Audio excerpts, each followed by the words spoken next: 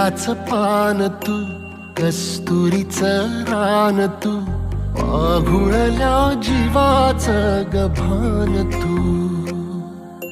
केवड्याच पान तू, कस्तुरीच रान तू,